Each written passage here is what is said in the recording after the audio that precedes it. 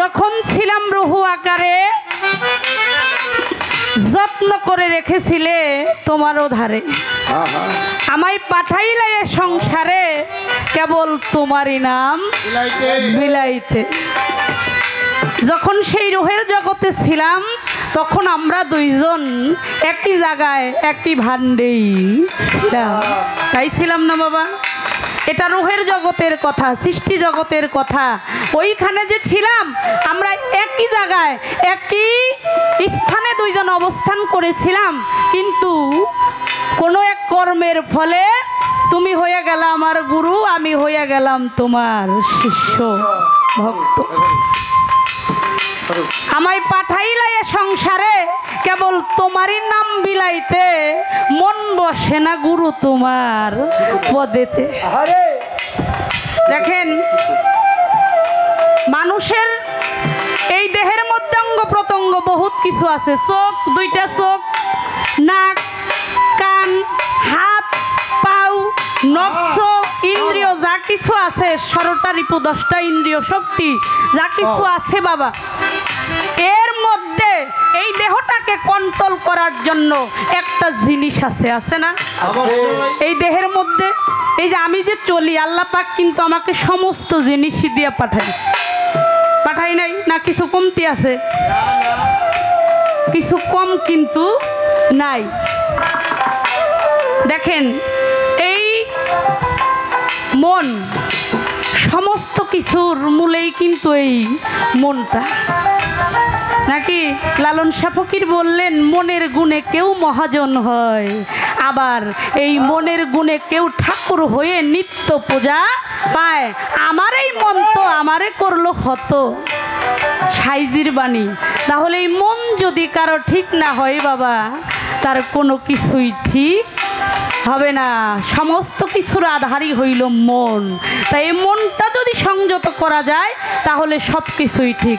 তাহলে ওই রুহের জগতে থাকাকালীন তুমি আমার গুরু ছিলা, আমি তোমার শিষ্য, সেইখানে একই জায়গায় ছিলাম। তো এইখানে আসার পরে ওইখানে একই জায়গায় ছিলাম। এই বাহ্যিক জগতে আসার পরে কি কারণে, কোন কর্মের কারণে, কোন কর্মর দোষই আমার ছিল, যেই দোষের কারণে আমি তোমার শিষ্য হয়ে গেলাম আর তুমি আমার গুরু হয়ে গেল। যেহেতু কারো কাছে কম বেশি নাই, কম বেশি ছিল না, তাহলে তুমি কোন কর্মের গুণে গুরু হইলে আর আমার কোন কর্মের দোষ ছিল যে যেই দোষের কারণে আমার শিষ্য হইতে হইল। আদমরে আমানতি বস্তুটা, সেই সত্তাটা আল্লাহ তারে দান করলো, তাই করছে না বাবা? আচ্ছা, এই বাহ্যিক জগতে তুমি আমার গুরু হইলে, আমি তোমার শিষ্য হয়ে গেলাম, আমি যে তোমারে ভজুম, একটা কারণ তো আছে বাবা, নাকি? কোনো কিছুর বিনিময় ছাড়া, স্বার্থ ছাড়া ভালোবাসা হয় নাকি? আল্লাহ এই মানব বাগানই বানাইতো না, কি কন? বানাইতো? তাহলে আদমকে প্রতিনিধি খলিফা হিসাবে এই জমিনে আল্লাহ পাক যাকে পাঠাইলেন, সেই আমানতি বস্তুটা, কেউ কয় এই আমানতি বস্তুটা হইলে ঈমান, কেউ বলে এটা হলো ঈমান, আবার কোন কোন মহাজনরা বলে আমানতি বস্তুটা হইল, এটা হইল আমানতটা কি কয়, আমানত খিয়ানত করা যাবে না, কয় না? আমানত কখনো খিয়ানত করা যাবে না, যে আমানতের খিয়ানত করে তারই নাকি বিচার হবে। এই আমানত বস্তুটা বাবা আসলে কি, নাকি? কেউ কেউ কয় আমানত বস্তু হইল এটা ঈমান, নেই বিচার, আবার কেউ কয় আমানত বস্তুটা হইল রতি, এটা বীর্য, এটা মহাশক্তি, সেই পরম সত্তাটাই হইল সে আমানত বস্তু। তো কেরা কি কইল ওইটা আমার জানার নাই, আমি ওইটা মেলা শুনছি, আজকে বাস্তব আমার দয়ালের কাছ থেকে আমি এটা যাই না বুঝে নেব, নাকি বলেন? তিনি আমার সত্যিকার অর্থে গুরু, সে আমাকে যেটা বলবে, গুরু বাক্য শিরোধার্য, আমি সেটাই কবুল করে নেওয়ার জন্য আমি আছি। আমার দয়াল যেটা বলবে, আসলে আমানতটা কি, এই আমানতটা যদি রতি বা বিজয়ী হয়ে থাকে, উহা কিভাবে মজুদ করে রাখা যাই আমানতটা আসলে কি আমাদের এখান থেকে একটু বলবো। এই যে রুহের কথা বললেন গানের মধ্যে, যখন ছিলাম রুহু আকারে বাবা, এই আদমের দেহে যতক্ষণ পর্যন্ত রুহু ফুৎকার না করলেন আদম কিন্তু চেতন পায় নাই, আদম নড়তে চড়তে পারে নাই। যখন আদমের মধ্যে রুহু ফুৎকার করা হইলেন তখনই আদম চেতন পাইলেন, নড়াচড়া দিয়ে উঠলেন। এখন দেখেন, এই যে আমরা সবাই আদমের সন্তান নাকি, আমাদের দেহের মধ্যে রুহুটাও আছে, নফসটাও কিন্তু আছে। আমাদের সমাজে কিছু লোক আছে বাবা, মানুষ মারা গেলে দেখা যায় তারা কয় রুহের মাগফিরাত কামনা করি, কয় না, রুহের আত্মার মাগফিরাত কামনা করে। আচ্ছা, একটা জ্ঞানী যিনি সাধক হয় সে যদি উফাত হয়ে চলে যায় বা জ্ঞানী না হোক, এই যে রুহের মাগফিরাত কামনা করা, এটা আমি বলি না, এটা অনেক গুণীজনরা বলছে। এই রুহটা কি এটা আমি বলবো না, এটা আমার বাবার মুখ থেকে আমরা একটু শুনবো। এই নফসটা কি আর এই রুহুটা কি, নফসের আর রুহের মধ্যে পার্থক্যটাই কি? আচ্ছা, রুহের কোনো মরণ আছে বাবা? হ্যাঁ, রুহের কিন্তু কোনো মরণ নাই। বলা হয়েছে কুল্লে নাফসিল জায়গাতুল মাউত, প্রত্যেকটা নফসেরই মৃত্যুর স্বাদ গ্রহণ করতে হবে, কিন্তু বলা হয় নাই যে রুহের মৃত্যুর স্বাদ গ্রহণ করতে হবে। এই কথা কোথায় বলে নাই। তাহলে রুহের যদি মরণ না হয়, রুহ যদি না মরে, তাইলে এই যে রুহের আবার আত্মার মাগফিরাত কামনাটা করে কি? কথাটা কি বোঝা গেল? বুঝতে পারছেন আপনারা? তাইলে এই রুহের আত্মার মাগফিরাত কামনাটা কিভাবে করে? একদল মানুষ আমাদের সমাজে আছে, এরা কয়, যারা জ্ঞানী আশা করি তারা কয় না। নফসের মরণ আছে, আর এই নফসটাই এই আদমের মধ্যে দিল কেরা? যদি নফসের মরণ হয়, নফসের মৃত্যুর স্বাদ গ্রহণ করতে হবে, রুহু কখনো মরবে না, এটা যার তার কাছেই চলে যাবে। এই নফসটাই দেহের মধ্যে ঢুইকে ওই আদমকে সে কুমন্ত্রণা দেয়, কুপথে চলায়। তাইলে তুমি যদি জানতাই যে আদম জাতি এইভাবে এই নফসটা আমার মধ্যে দিলে সে অকাম কুকাম কইরা বেড়াইবো, তাইলে এই নফসটাই দিল কেন? কি বলেন? উনি তো সবই জানতো, তাইলে এই নফস কি দরকার ছিল যেইটার কারণে মানুষ কুপথে চইলে বেড়াইতেছে? এই নফস রুহের আসলে পার্থক্যটা কি, এখান থেকে সুন্দর একটা বুঝ গেল আমাদের। তুমিও মানুষ, আমিও মানুষ, মানুষ আমরা জগতে, মন বসে না গুরু তোমার। তুমিও মানুষ, গুরুও মানুষ, এটা মনে করলে কিয়ামত পর্যন্ত গুরুর প্রতি মন বসবো না। কি বলেন? তুমিও মানুষ, গুরুও মানুষ, এই কথাটা যদি মস্তিষ্কের মধ্যে থাকে, তার জীবনেও জীবন্ত না কিয়ামত পর্যন্ত তার গুরু পদে মন বসবে না। কেন বসবে না? আগে গুরু কি এটা জানতে হবে। গুরু বিষয়বস্তুটা কি এটা বুঝার পরে তাহলে গুরু পদে যদি বোঝা হয় তো অবশ্যই মন বসবে। দরবারের পক্ষ থেকে একটি ধারা দেওয়া হয়েছে, ধারাটা হলো গুরু এবং শিষ্য। তো আজকে আমার যার সাথে গান, তিনি প্রকৃতই আমার গুরু। দরবার থেকে ধারাটাও দেওয়া হয়েছে এটাই, গুরু এবং শিষ্যের।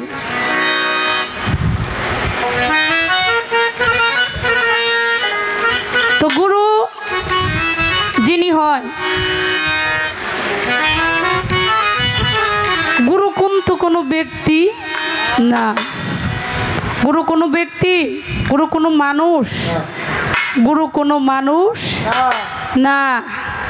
সে মানুষের মতো চলে ঠিকই, মানুষের মতো বলে ঠিকই, কিন্তু আমাদের ওই রকমভাবে গুরুকে জানা বোঝা যাবে না। যারা তরিকটা ধরেছি, তরিক গ্রহণ করেছি, আর যারা এখনো ধরে নাই, গ্রহণ করে নাই, তাদের নিয়ে কোনো কথা নাই। তো পালাটা হয়েছে গুরু শিষ্য, গুরু ভক্তের না। শিষ্যের অনেক কিছুই চাওয়ার থাকে, শিষ্যের কিন্তু অনেক আজেজি মিনতি, অনেক কিছু জানা বোঝার থাকে। শিষ্যের অনেক সাবজেক্ট আছে, ক্লাস আছে, এগুলো পাড়ি দিয়ে সিঁড়ি বাই সিঁড়ি, স্তর বাই স্তর যদি যেতে পারে, তাহলে সে ভক্তের দরজায় পৌঁছাইতে পারবে, তা না হইলে কখনো সম্ভব না। তো শিষ্য কাকে বলে? শিষ্যের সর্বপ্রথম কাজটা কি? শিষ্য হইতে গেলে ওই যে পীরের হাতে হাত দিলাম, মুরিদ হওয়ার দরকার হইলাম, আর সব কিছু হয়ে গেল নাকি বাবা?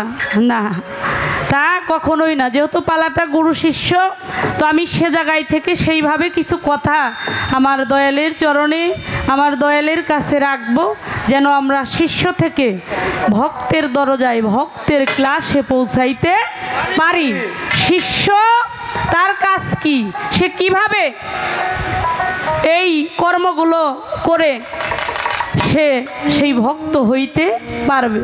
তাই এখানে দাঁড়িয়ে আমি ছোট্ট করে একটি গান, যিনি আমার দয়াল, যিনি আমার মুর্শিদ, যিনি আমার গুরু, আমি তার চরণে একখানা প্রেম ভক্তি রেখে আমি গানটা দয়ালের সাথে শুরু করতে চাই। দয়াল যেন আমার ভক্তিটা যেন গ্রহণ করে।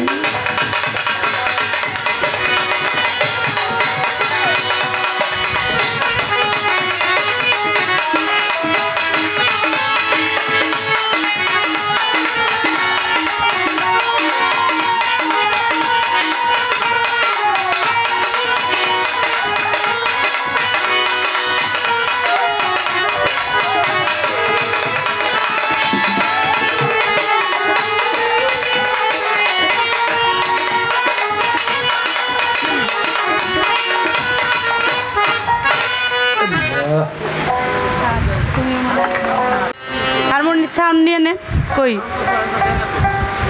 দেন হারমোনিয়ামের সাউন্ড কো ভাই দেন।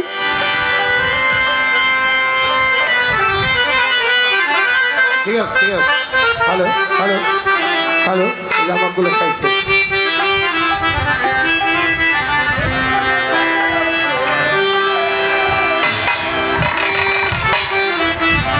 তো একটি গান, এই গানটা অনেক দিন হয়ে যায়, গানটা খুবই পুরাতন একটি গান। গানটা ইদানিং যুগে শিল্পীরা বেশি গায় না।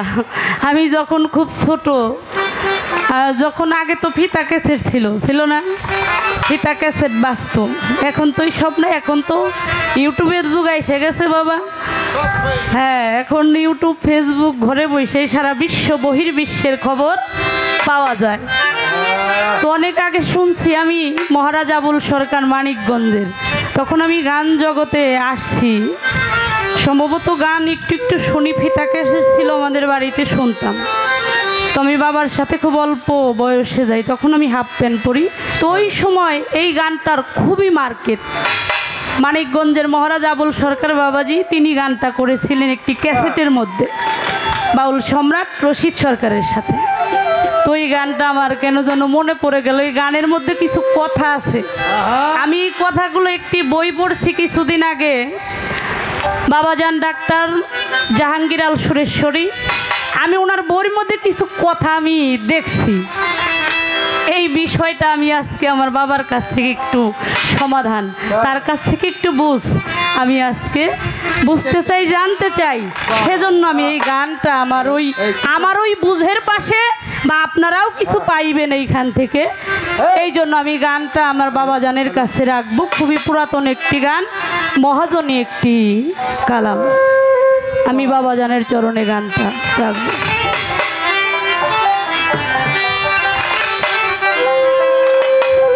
তুমি তুমিও মানুষ আমিও মানুষ, মানুষ আমরা জগতের, মানুষ আমরা জগতে, মন বসে না গুরু তোমার পদেতে, মন বসে না গুরু তোমার পদেতে।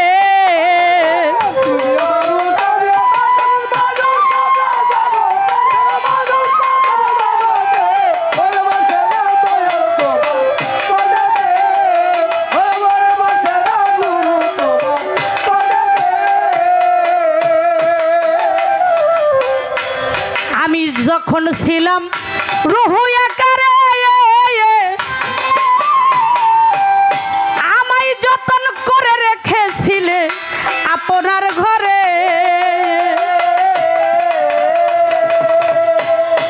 আমি যখন ছিলাম রুহু আকারে, আমায় যত্ন করে রেখেছিলে আপনার ঘরে। আমায় পাঠাইয়া এ সংসারে গো,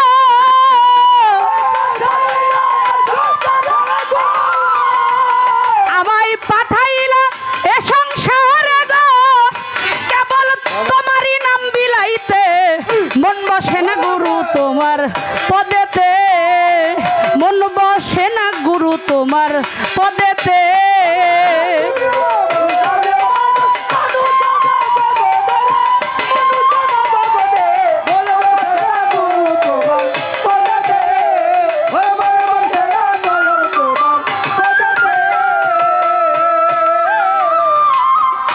যখন ছিলাম রুহু আকারে,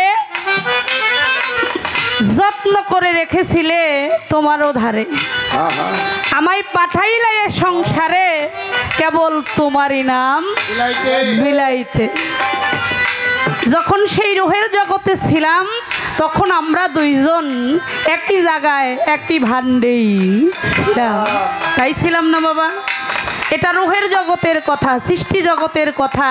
ওইখানে যে ছিলাম আমরা একই জায়গায় একই স্থানে দুইজন অবস্থান করেছিলাম, কিন্তু কোনো এক কর্মের ফলে তুমি হয়ে গেলা আমার গুরু, আমি হয়ে গেলাম তোমার শিষ্য ভক্ত। আমায় পাঠাইলা এ সংসারে, কেবল তোমারই নাম বিলাইতে, মন বসে না গুরু তোমার পদেতে। দেখেন, মানুষের এই দেহের মধ্যে অঙ্গ প্রত্যঙ্গ বহুত কিছু আছে। চোখ, দুইটা চোখ, নাক, কান, হাত, পাও, নফস, ইন্দ্রিয়, যা কিছু আছে, 16টা রিপু, 10টা ইন্দ্রিয় শক্তি, যা কিছু আছে বাবা, এর মধ্যে এই দেহটাকে কন্ট্রোল করার জন্য একটা জিনিস আছে, আছে না? এই দেহের মধ্যে এই যে আমি যে চলি, আল্লাহ পাক কিন্তু আমাকে সমস্ত জিনিসই দিয়ে পাঠাই নাই না? কিছু কমতি আছে? কিছু কম কিন্তু নাই।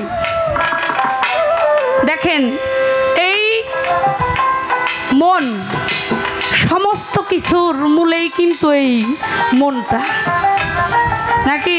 লালন শাহ ফকির বললেন, মনের গুণে কেউ মহাজন হয়, আবার এই মনের গুণে কেউ ঠাকুর হয়ে নিত্য পূজা পায়। আমার এই মন তো আমারে করলো হত, সাইজির বাণী। তাহলে এই মন যদি কারো ঠিক না হয় বাবা, তার কোনো কিছুই ঠিক হবে না।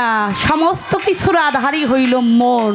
তাই এই মনটা যদি সংযত করা যায়, তাহলে সব কিছুই ঠিক।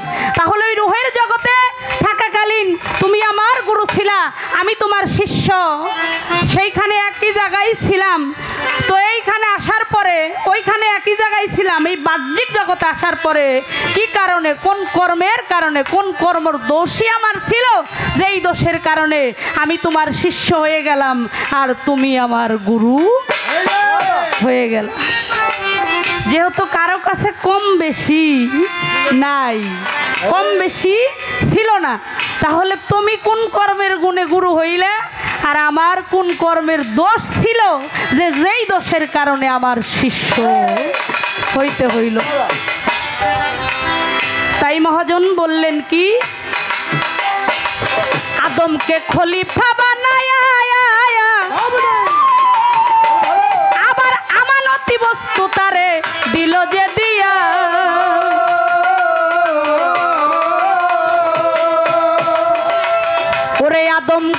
খলিফা বানায়া আবার আমানতি বস্তু তারে দিল রে দিয়া।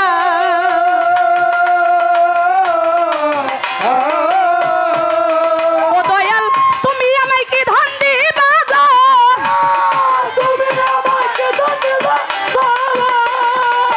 আবুল চান তুমি আমায় কি ধন দিবা গো, ও তুমি কি বা দিবা জগতে, মন বসে না গুরু তোমার পদেতে, মন বসে না গুরু তোমার পদেতে।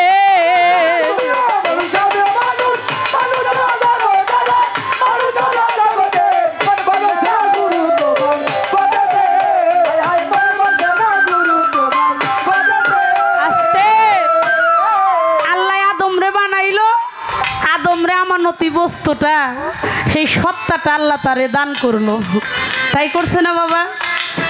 আচ্ছা এই বাহ্যিক জগতে তুমি আমার গুরু হইলে আমি তোমার শিষ্য হয়ে গেলাম, আমি যে তোমারে ভজুম একটা কারণ তো আছে বাবা, নাকি? কোনো কিছুর বিনিময় ছাড়া স্বার্থ ছাড়া ভালোবাসা হয় নাকি? আল্লাহ এই মানব বাগানই বানাইতো না, কি কন বানাইতো? তাহলে আদমকে প্রতিনিধি খলিফা হিসাবে এই জমিনে আল্লাহ পাক যাকে পাঠাইলেন সেই আমানতি বস্তুটা, কেউ কয় এই আমানতি বস্তুটা হইলে ঈমান, কেউ বলে এটা হলো ঈমান, আবার কোন কোন মহাজনরা বলে আমানতি বস্তুটা হইল এটা হইল আমানতটা কি কয় আমানত খিয়ানত করা যাবে না, কয় না? আমানত কখনো খেয়ানত করা যাবে না, যে আমানতের খেয়ানত করে তারই নাকি বিচার হবে। এই আমানত বস্তুটা বাবা আসলে কি নাকি? কেউ কেউ কয় আমানত বস্তু হইলে এটা ঈমান নেই বিচার, আবার কেউ কয় আমানত বস্তুটা হইল রতি, এটা বীর্য, এটা মহাশক্তি, সেই পরম সত্তাটাই হইল সে আমানত বস্তু। তো কেরা কি কইল ওইটা আমার জানার নাই, আমি ওইটা মেলা শুনছি, আজকে বাস্তব আমার দয়ালের কাছ থেকে আমি এইটা যাই না বুঝে নেব না, কি বলেন? তিনি আমার সত্যিকার অর্থে গুরু, সে আমাকে যেটা বলবে গুরু বাক্য শিরোধার্য, আমি সেটাই কবুল করে নেওয়ার জন্য আমি আছি। আমার দয়াল যেটা বলবে আসলে আমানতটা কি, এই আমানতটা যদি রতি বা বিজয়ী হয়ে থাকে উহা কিভাবে মজুদ করে রাখা যায়, আমানতটা আসলে কি আমাদের এখান থেকে একটু বলবো।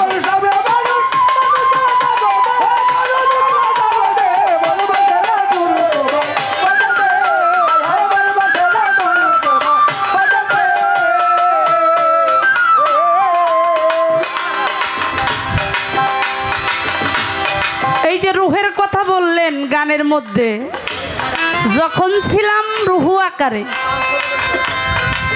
বাবা, এই আদমের দেহে যতক্ষণ পর্যন্ত রুহু ফুৎকার না করলেন আদম কিন্তু চেতন পায় নাই, আদম নড়তে চড়তে পারে নাই। যখন আদমের মধ্যে রুহু ফুৎকার করা হইলেন তখনই আদম চেতন পাইলেন, নড়াচড়া দিয়ে উঠলেন। এখন দেখেন এই যে আমরা সবাই আদমের সন্তান নাকি, আমাদের দেহের মধ্যে রুহুটাও আছে, নফসটাও কিন্তু আছে। আমাদের সমাজে কিছু লোক আছে বাবা, মানুষ মারা গেলে দেখা যায় তারা কয় রুহের মাগফিরাত কামনা করি, কয় না? রুহের আত্মার মাগফিরাত কামনা করে। আচ্ছা একটা জ্ঞানী যিনি সাধক হয় সে যদি উফাত হয়ে চলে যায় বা জ্ঞানী না হোক, এই যে রুহের মাগফিরাত কামনা করা, এটা আমি বলি না, এটা অনেক গুণীজনরা বলছে। এই রুহটা কি এটা আমি বলবো না, এটা আমার বাবার মুখ থেকে আমরা একটু শুনবো। এই নফসটা কি আর এই রুহুটা কি, নফসের আর রুহের মধ্যে পার্থক্যটাই কি? আচ্ছা রুহের কোনো মরণ আছে বাবা? হ্যাঁ রুহের কিন্তু কোনো মরণ নাই। বলা হয়েছে কুল্লে নাফসিল জায়গাতুল মাউত, প্রত্যেকটা নফসেরই মৃত্যুর স্বাদ গ্রহণ করতে হবে, কিন্তু বলা হয় নাই যে রুহের মৃত্যুর স্বাদ গ্রহণ করতে হবে। এই কথা কোথায় বলে নাই। তাহলে রুহের যদি মরণ না হয়, রুহ যদি না মরে, তাইলে এই যে রুহের আবার আত্মার মাগফিরাত কামনাটা করে কিভাবে? কথাটা কি বোঝা গেল? বুঝতে পারছেন আপনারা? তাইলে এই রুহের আত্মার মাগফিরাত কামনাটা কিভাবে করে? একদল মানুষ আমাদের সমাজে আছে, এরা কয়, যারা জ্ঞানী আশা করি তারা কয় না। নফসের মরণ আছে, আর এই নফসটাই এই আদমের মধ্যে দিল কেরা? যদি নফসের মরণ হয়, নফসের মৃত্যুর স্বাদ গ্রহণ করতে হবে, রুহু কখনো মরবে না, এটা যার তার কাছেই চলে যাবে। এই নফসটাই দেহের মধ্যে ঢুইকে ওই আদমকে সে কুমন্ত্রণা দেয়, কুপথে চলায়। তাইলে তুমি যদি জানতাই যে আদম জাতি এইভাবে এই নফসটা আমার মধ্যে দিলে সে অকাম কুকাম কইরা বেড়াইব, তাইলে এই নফসটাই দিল কেন? আজকে বাবা কইছে কি বলেন? উনি তো সবই জানতো, তাইলে এই নফস কি দরকার ছিল যেইটার কারণে মানুষ কুপথে চইলে বেড়াইতেছে? এই নফস রুহের আসলে পার্থক্যটা কি? এখান থেকে সুন্দর একটা বুঝ দয়াল আমাদের।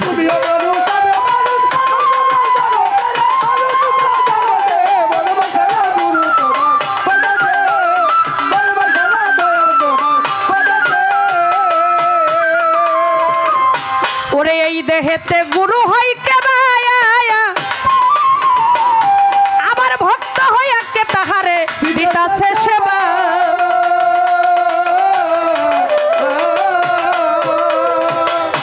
ওরে এই দেহেতে গুরু হই কেবায়া,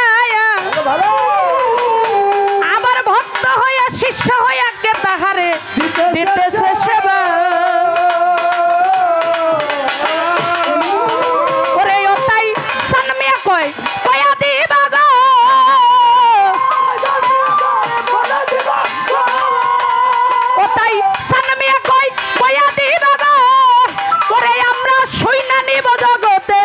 মন বসে না গুরু তোমার পদেতে, মন বসে না গুরু তোমার পদেতে।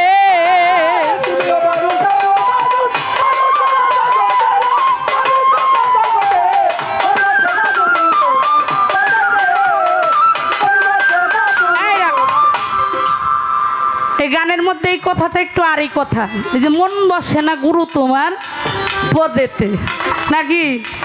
সেই কথাটা কেন আরই কথা হইল? যে মনটা বসে না গুরুর পদেতে, ওই যে দেখি আমিও যা করি, ওই যে কিছু লোকের চোখে মনে হয় যে আমার গুরুও তাই করে, ঠিক কিনা?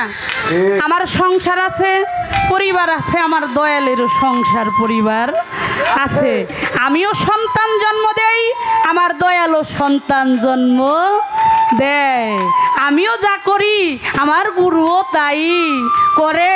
সেই জন্য কিছু কিছু মানুষ সমাজে মনে করে যে আমিও যা করি উনিও তো তাই করে, তাহলে আমি তাকে কিভাবে গুরু হইল? খোদা দর্শন করার আয়না, তাহলে আমি তাকে কিভাবে খোদা রূপে সাব্যস্ত করব? গুরুকে খোদা জ্ঞানে মানা, এটা চারটাখানি কথা না বাবা, কোনো সাধারণ মানুষ এটা মানতে পারবে না।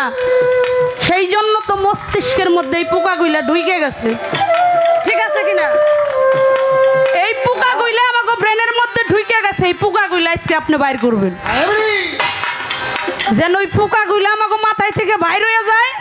এই যে গুরুরে জানি আমরা আর মানুষ ভাবে, মানুষ জ্ঞানে যেন ভজনা সাধনা না করি। এই যে আমার শাহাদত বাজান, দেখলাম তিনি ডাক্তার, অনেকে মনে করে, অনেক আছে এরকম, অনেক আছে।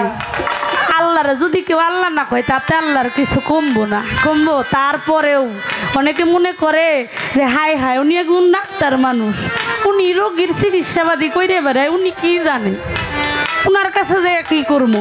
আছে না বাবা? আসলে এর দলিলটা কি বাবা? এর দলিলটা আপনি আমাদেরকে দিবেন। এই সম্বন্ধে আল্লাহ পাক কি বলেছেন? যে এই যে মানুষ যারা মানুষ রূপে আসছেন তাদেরকে আমরা কিভাবে গুরু রূপে সাব্যস্ত করব এর দলিলটা আপনি আমাদেরকে দিবেন।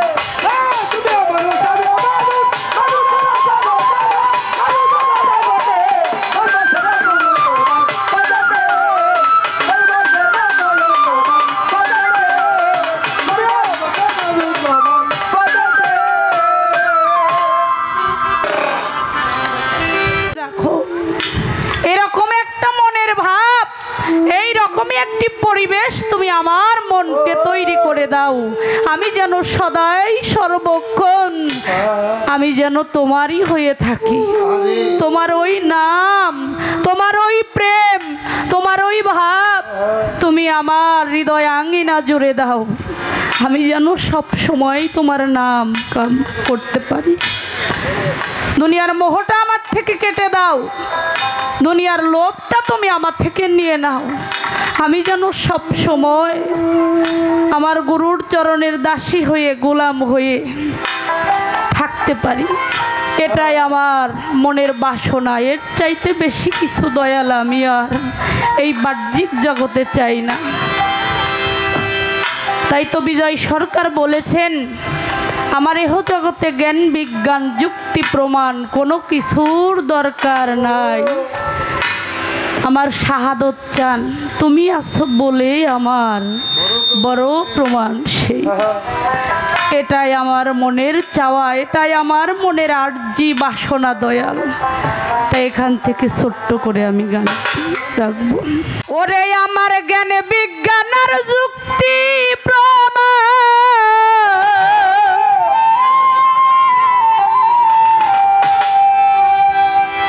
শাহাদত বাজান, জ্ঞান বিজ্ঞান আর যুক্তি প্রমাণ আমার কোনো কিছুর দরকার নেই,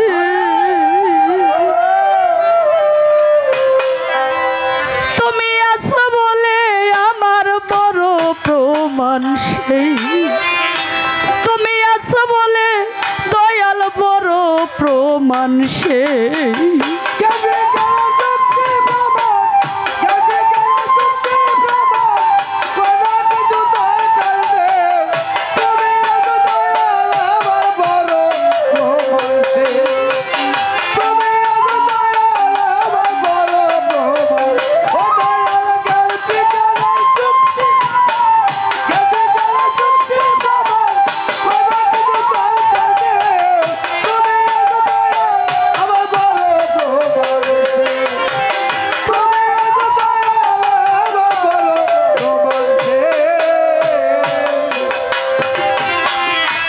তুমি যখন দাঁড়াও আমার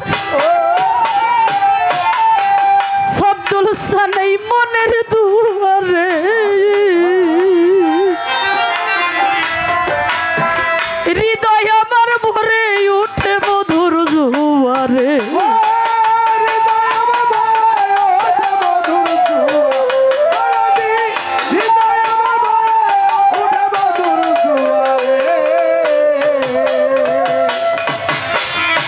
তুমি যখন দাঁড়াও আমার শাহাদত বাজান মনের দুয়ারে,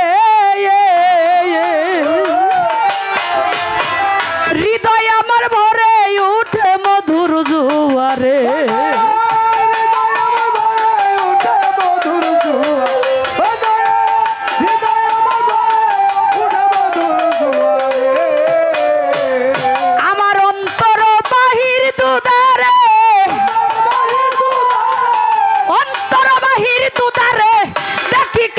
তোমাকে তুমি আছো বলে আমার বড় প্রমাণ সেই, তুমি আছো বলে আমার বড় প্রমাণ সেই।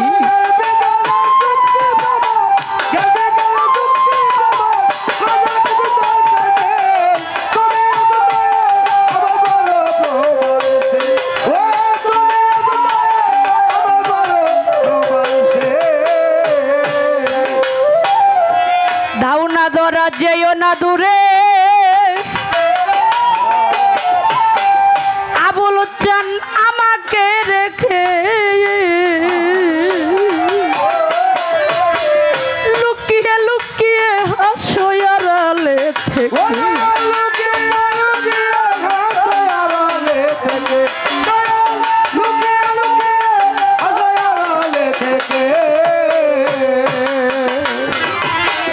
দাও না ধরা যেও না দূরে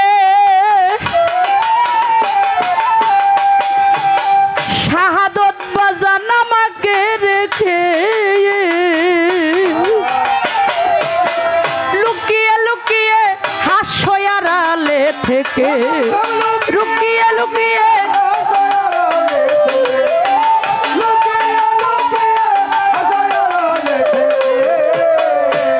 আমি তোমার লীলা খেলা দেখে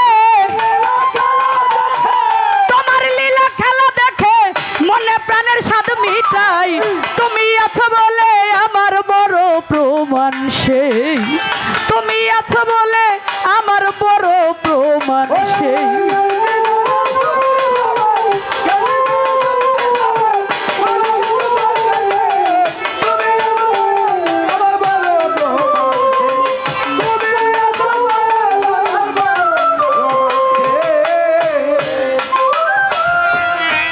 ঘুরিতে চাহি না মায়া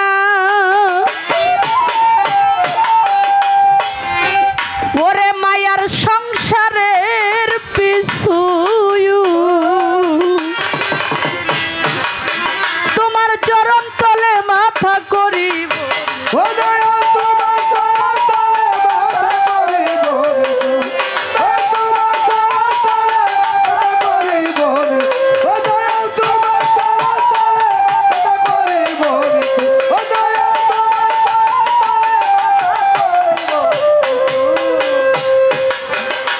ঘুরিতে চাহি না মায়া ওরে মায়ার সংসারের পিছু তোমার চরণ তলে মাথা করিব নিচু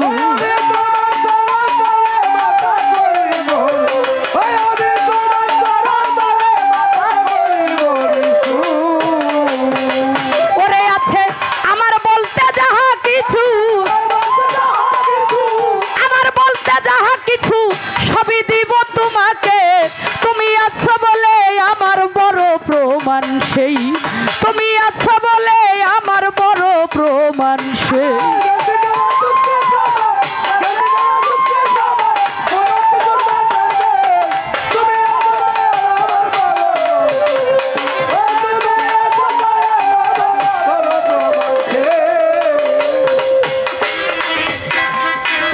কত লোকের ভালোবাসা আবুল চান পেলাম জীবনে পরাণ তো জুড়াই না দয়াল তোমা বিহনে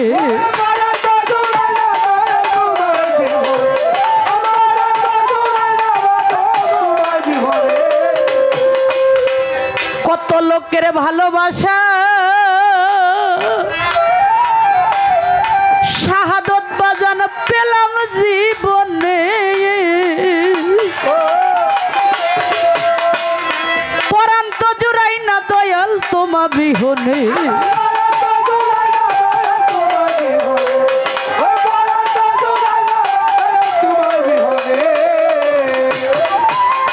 ইয়াসিন বাবাজি একটি কথা বললেন আসার পর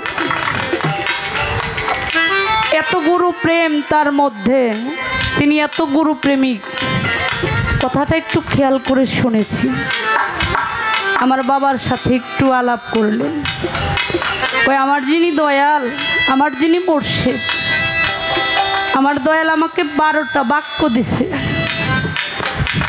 কত আদব মিনতি কত আজিজি প্রেম ভাবটা নিয়ে তিনি বললেন এটাই প্রকৃত একটা ভক্তের ভাব কয় আমার মুর্শিদ আমারে 12টা বাক্য দিছে দরদি কয় এই 12টা বাক্যই আমার জীবনে সফল হয়েছে যে 12টা বাক্য আমার দয়াল আমারে দিছে এই 12টা বাক্যই আমি পাইছি গুরুমুখে যা বলে, একটা ভক্তকে দয়াল যদি একটা কথা, ওই ভক্ত যদি তাকে পাওয়ার মতো, তাকে ভালোবাসার মতো এই বাসাটা ভালো করে তৈরি করে যদি যার যার মুর্শিদকে, যার যার আপন আপন দয়ালকে যদি কেউ আপন করে নিতে পারে, এই ভালোবাসার বাসাটা ভালো করে, ঠিক তার দয়াল গুরু দয়াল মুর্শিদ কৃপা করে ওই ভক্তকে তিনি কখনোই দূরে ঠেলতে পারে না। তিনি অমনি তার ভক্তকে কবুল করে নেয়, স্থাপন করে নেয়। এই জন্য সে হলো গুরু। ভক্ত যতই অপরাধ করুক, দয়াল কখনো ফেলতে পারে না। জগৎ ভরে কত ঘুরলাম, বেড়াইলাম, কত মানুষ দেখলাম, কত মানুষের ভালোবাসা পাইলাম, আজ পর্যন্ত আমার আবুল চাঁদের মতো একটা মানুষ পাইলাম না, আমার সব্দুল চাঁদের মতো একটা মানুষ পাইলাম না। তার যে ভালোবাসাটা, এই ভালোবাসার মতো ভালোবাসার কোথায়ও সারা বিশ্বে পৃথিবীতে এহকাল পরকাল কোনো কালেই কখনো দয়াল মুর্শিদ তার মতো আর একজনও জগতে পাওয়া যায় না। কত লোকের ভালোবাসা আবুল চান পেলাম জীবনে, পরাণ তো জুড়াই না দয়াল তোমা বিহনে।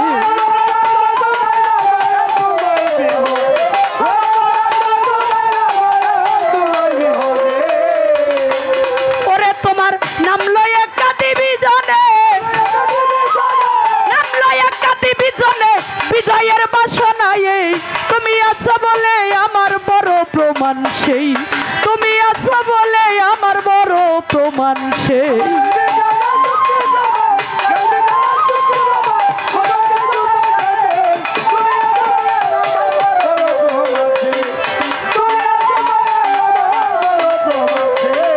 ওরে আমার জ্ঞান বিজ্ঞানের যুক্তি প্রমাণ,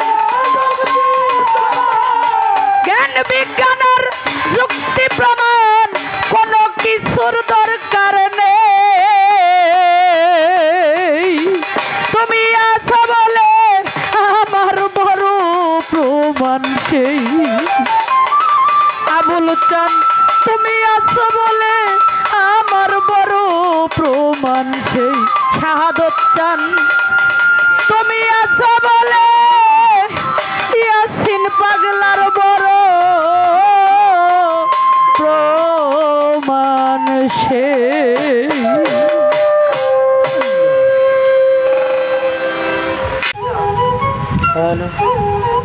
সম্মানিত সুধী, আজকের এই আমাদের তরিকতের মাহফিল, সেই মাহফিলে আপনাদের চরণ ধুলি পেয়ে আমরা নিজেকে ধন্য মনে করছি। আমাদের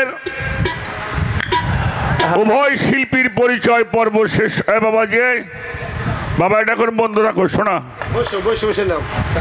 ওটা এখন একটু বন্ধ করেন। আমাদের এই অনুষ্ঠানে যিনি সম্মানিত সভাপতি, আমাদের মধ্যে আজকে পালা বন্টন করেছেন গুরু শিষ্যের পালা। মূলত পালাই হচ্ছে গুরু শিষ্যের পালা। সেই গুরু শিষ্য পালার মধ্যে আমাদের রাশেদা সরকার প্রথমে দাঁড়িয়ে অত্যন্ত গুরুত্বপূর্ণভাবে কিছু আলোচনা রাখলেন। আমাদের শায়েস্তা ইউনিয়ন পরিষদের প্যানেল চেয়ারম্যান সত্য কথাটাই বলেছেন, অত্যন্ত ভালো আলোচনা করেছেন। আমি কতটুকু করতে পারবো সেটা আপনারা দোয়া করবেন যেন কথাগুলির একটু সমাধানে যাইতে পারি। অনেক ভুল ত্রুটি হবে, সেটা ক্ষমার দৃষ্টির দেখে দোয়া চাই। প্রথমে আমাদের ফরিদপুরের সাধক চানমিয়া বয়াতি সাহেবের একটি গান। তুমিও মানুষ আমিও মানুষ, মানুষ আমরা জগতে, মন বসে না গুরু তোমার।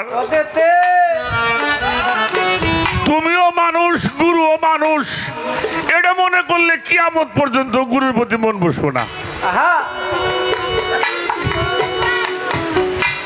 কি বলেন?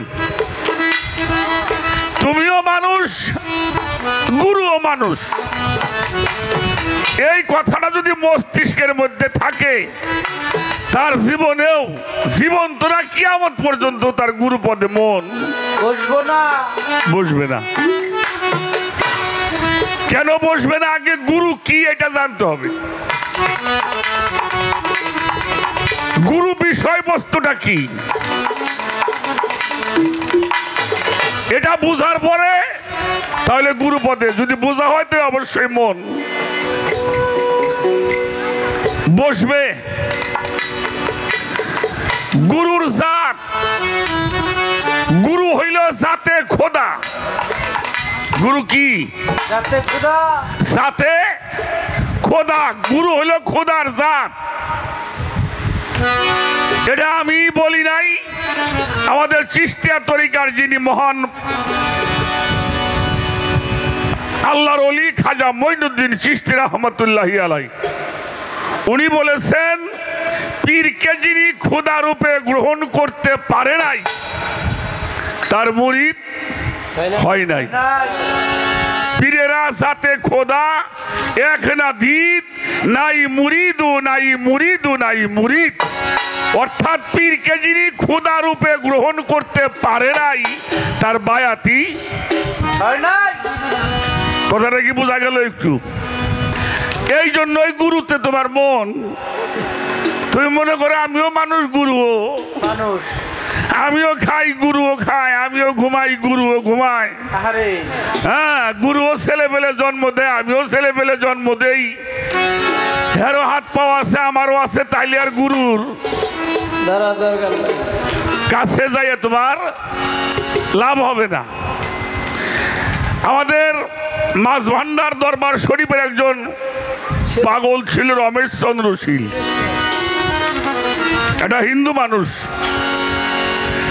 উনি একটি গান লিখছেন, দেখবি নামের কত ফল, গুরু নামের বিশ্বাস রেখে চল। গুরু সূক্ষ্ম শান্ত রিক্ত মুক্ত অন্তিমকালের সম্বল।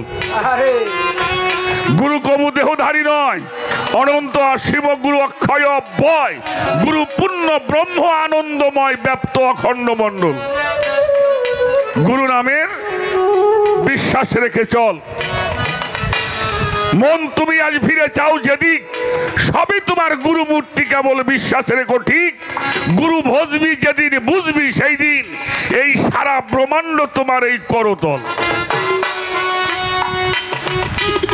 গুরু বাক্য সর্বমন্ত্র সার, গুরু বিশ্বাস করলে পরে হবি একাকার। এইভাবে সদ্গুরু মেলে নাই যাহার, পাগল রমেশ কয় তার জন্মটাই বিফল। এটা হলো রমেশ চন্দ্র শীলের কথা। আর আমার ফরিদপুরে একজন সাধক ছিলেন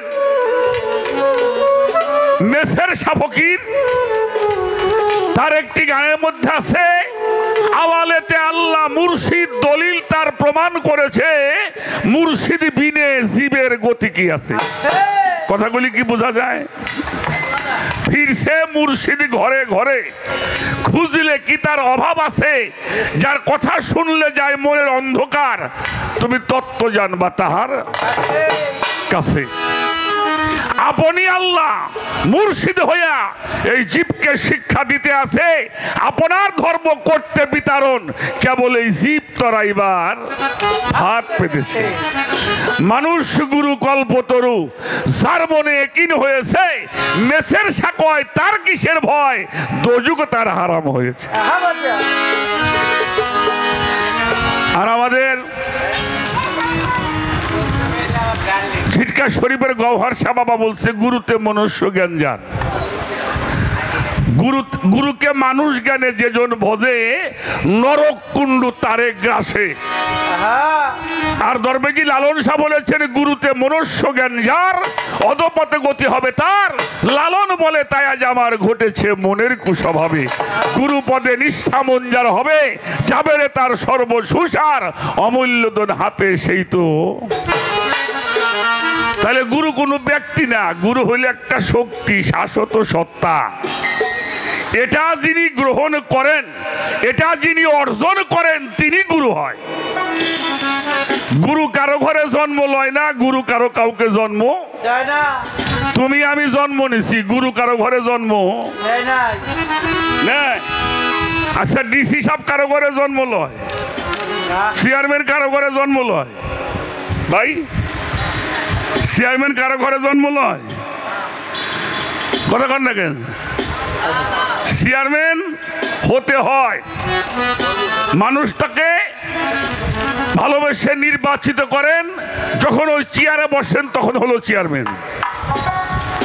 এই জন্য গুরুকে যদি মানুষ মনে করো, তাহলে আর জীবনেও তোমার গুরু পদে মন বসবো না, কোনোদিনও বসানো সম্ভব নয়। আশা করি আমি দুইজন তিনজন মহতের কথা আমি উপস্থাপন করলাম। আশা করি এর বেশি বলার কিছু আছে আমার মনে হয় না। এবার একটি গান করব। যখন ছিলাম রুহু আকারে, যতন করে রেখে দিলে তোমারও দ্বারে, পাঠাইলে ভবের পরে তোমারই নাম বিলাইতে, মন বসে না গুরু তোমার আদমকে খলিফা বানাইয়া আমানতি বস্তু তুমি দিয়াছো দিয়া, তুমি আমারে কি ধন দিয়া নিবে ভব পারেতে। মন বসে না গুরু তোমার এই দেহেতে, গুরু হয় কেবা শিষ্য হইয়া কেবা কারে, দিতেছে সেবা সাধক সানমিয়ে কয় বইলা দিবা, পারলাম না ভেদ বুঝিতে, মন বসে না গুরু তোমার পদেতে। গুরু দেখা যায় মানুষের মতো, তো তুমিই বলছো, কি বলে নাই? কি তুমি তো বইলে গেলে, এরপরে আবার প্রশ্ন করে কেমনি কিরে? হ্যাঁ, এটা খেয়াল করে গান গাইতে। এবার একটা গান আমি শোনাই, সাধক আব্দুর রশিদ সরকারের একটা গান আমার গাইতে হবে। তারপরে আমানতের বিষয়ে দু একটা কথা বলতে হবে। আমানত বিষয়বস্তুটা কি? আমাদের ঝিটকা শরীফের দেওয়ান রশিদ বাবার নাম তো শুনছেন, হ্যাঁ? উনি একটা গজল গাইছে, কত জনাই কত মতে করতেছে ফকিরি, কলির ভাব দেখিয়া ভেবে ভেবে মরি। কেউ বলে আগুন আল্লাহ, কেউ কয় পানি আল্লাহ, কেউ কয় বাতাস আল্লাহ, আল্লাহ কত ভারী, কেউ বিন্দুমণি আল্লাহ জেনে করতেছে ফকিরি, কথায় ধন্য কাজে শূন্য শুধু কাটকাচারি। কলির ভাব দেখিয়া ভেবে ভেবে মরি। এই বিষয়গুলি আমাদের জানা বোঝার দরকার। আমি একটি গান আগে করে নেই, তারপর দেখা যাক কি বলা যায়।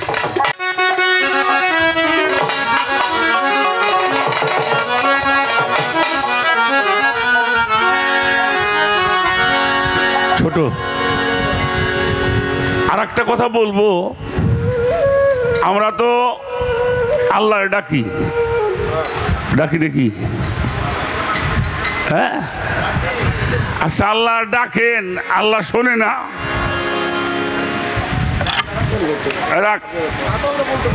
সভাপতি সাহেব কথা কন, শোনে না? ডাকবেন না, আপনার কাছে আসে না, তাহলে শোনে না। ডাইরেক্ট বলবেন মিয়া,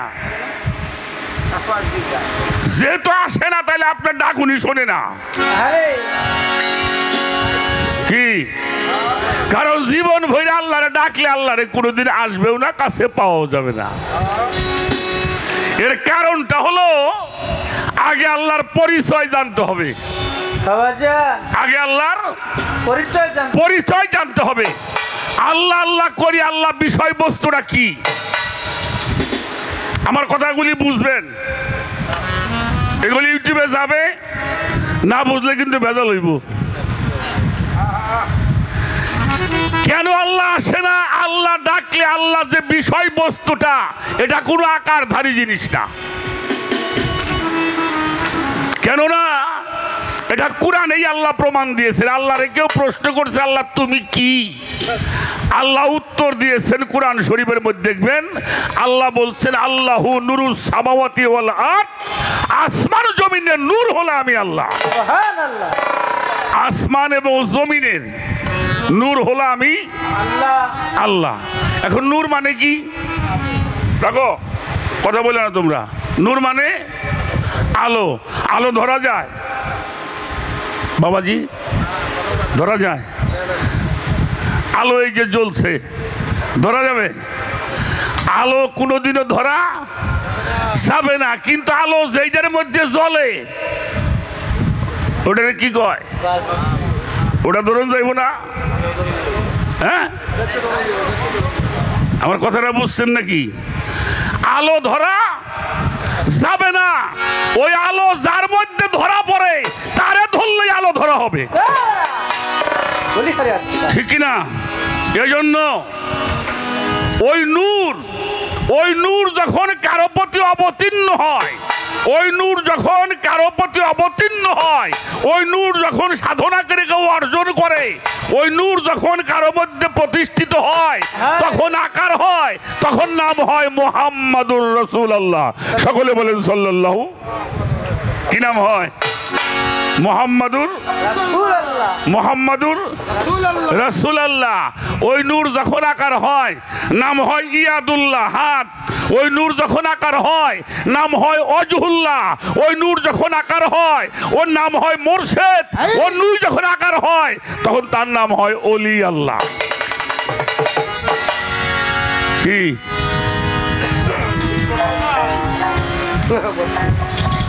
কোরআন শরীফের সূরা ফাত্তার প্রথম রুকুর 10 নম্বর আয়াত, আমার আল্লাহ বলেন ইন্নাল্লাযিনা ইউবায়ুনাল্লাহি ইন্নামা ইয়াদুল্লাহি ফাওকা আইদিহিম। আল্লাহ বলেন, হে রাসূল আপনি বলে দেন, যারা আপনার হাতের মধ্যে হাত দিয়ে শপথ গ্রহণ করে, আনুগত্য স্বীকার করলো, বায়াত গ্রহণ করলো, ইয়াদুল্লাহ মানে হাত, ফাওকা আইদিহিম মানে উপরে, যাদের হাতের উপরে আবার আপনার হাত। শিরকের ফাতোয়া দিলি কোরআন শরীফে দিবেন। আমরা বয়তে মানুষ আমাকে উপর দিয়ে,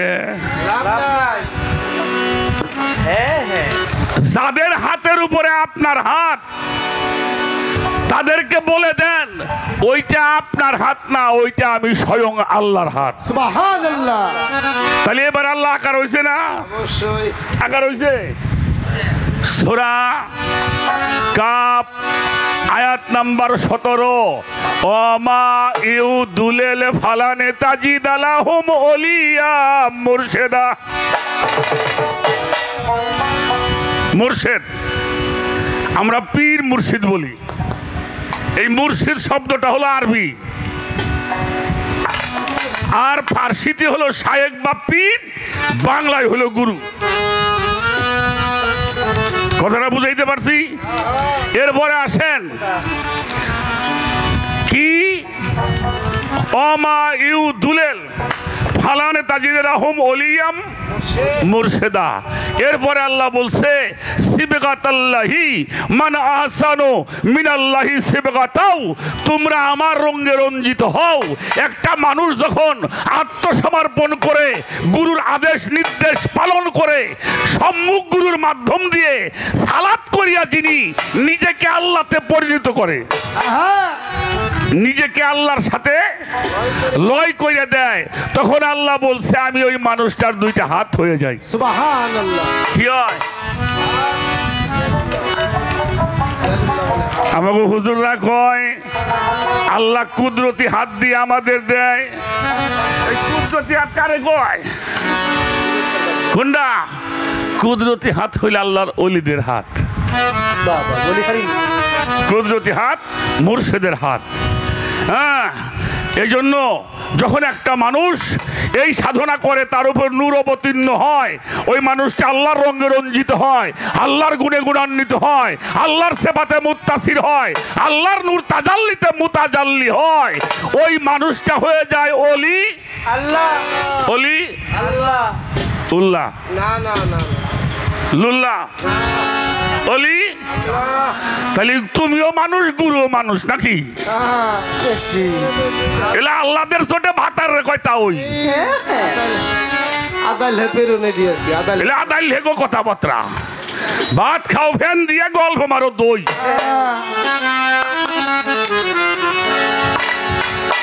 মনুষ্য জ্ঞানে গুরু ভজন করতে কখনোই কেউ যাইও না। গুরু জাতে খোদা, এটা খোদার জাত। আর এই সম্পদকে সংরক্ষণ করবা। আল্লাহ বলেছেন ওয়াইস কালা রব্বু কালিল মালাইকাতিহি ইন্নি জাইলুন ফিল আরদে খলিফা।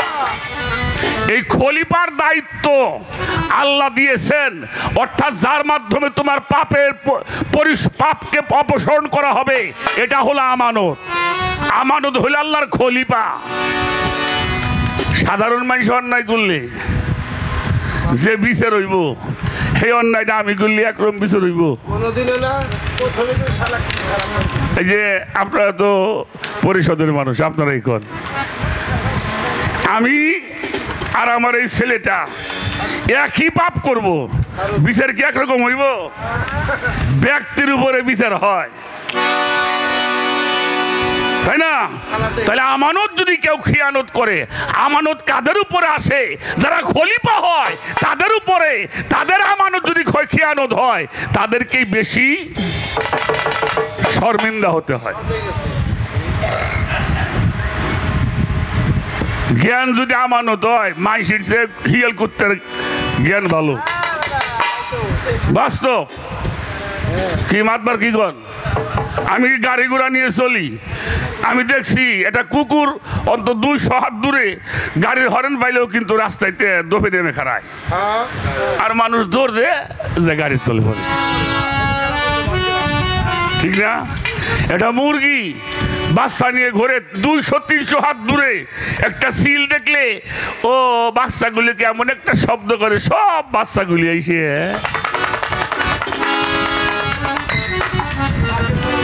পাকে তোলে নেয়। ওর জ্ঞান কম মনে করেন?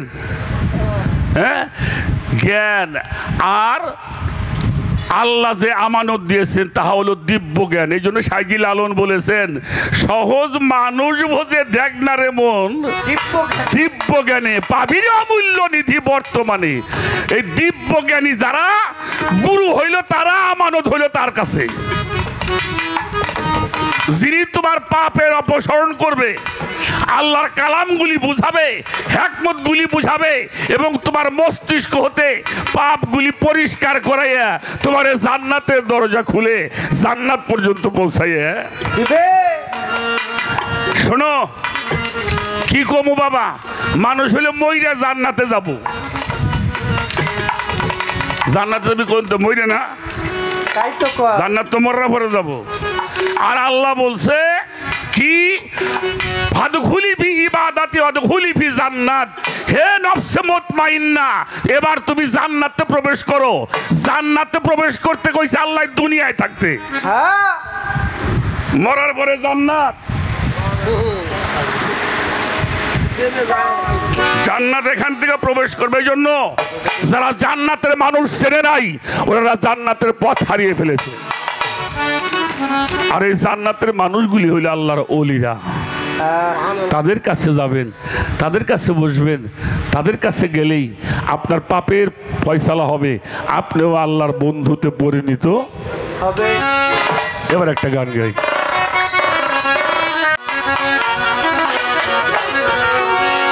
এই যে বিজ্ঞানময় ওরা বিধাতা যিনি,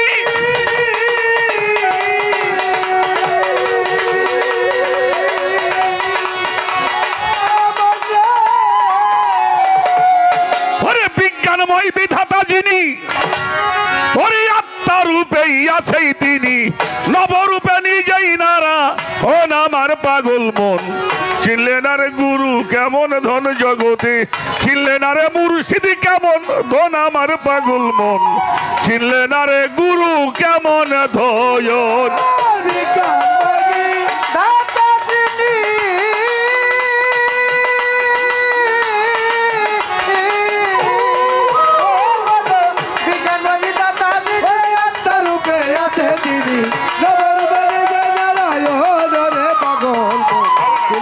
গুরু কেমন তুই ছিলিদার মুর্শিদি রতন জগতের মানুষ ছিলিদার গুরু কেমন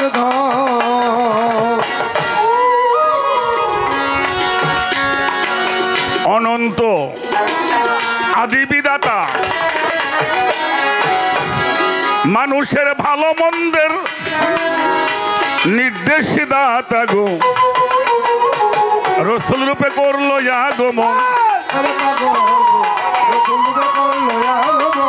আমার ভক্ত অনন্ত আদি বিধাতা মানুষের ভালো মন্দের নির্দেশ দাতা গো রসুল রূপে করলো আগমন আমার ভক্ত রবিয়াদের সঙ্গে লয়া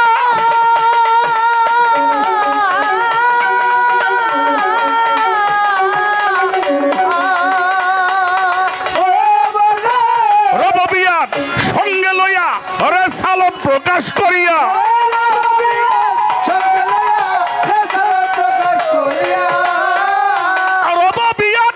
সঙ্গে লইয়া ওরা সালত প্রকাশ করিয়া মাসেগ হইয়া রাখে ভক্তের মন জগতে মাসেগ হইয়া রাখে ভক্তের মন আসার গুরু কেমন তুই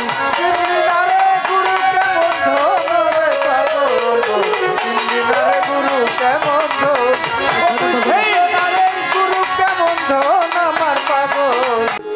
প্রশ্ন তো করছো পরে এক গান গাইলে সাধক বিজয় সরকারের কি জ্ঞান বিজ্ঞান আর যুক্তি প্রমাণ আমার কোনো কিছুর দরকার নেই তুমি আছো দয়াল আমার বড় প্রমাণ ঘুরিতে চাহি না মায়ার সংসারের পিছু তোমার চরণ তলে মাথা আমার বলতে যাহা কিছু আমি সুপে দিব তোমাকে কত লোকের ভালোবাসা পেলাম জীবনে পরান্ত জুড়াই না আমার মুর্শিদ বিহনে তোমার নাম লইয়া কাদি বিজনে পাগল বিজয়ের বাসনা তাহলে তুমিও মানুষ গুরু মানুষ এক হইল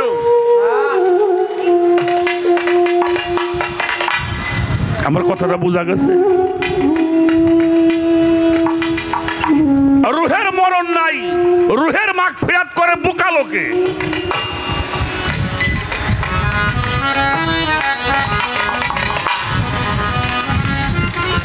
রুহের মাগফিরাত করে কারা বোকা লোকে ওরা বোকা বোকা বাবা স্কুল কলেজে পড়লে আলেম হওয়া যায় না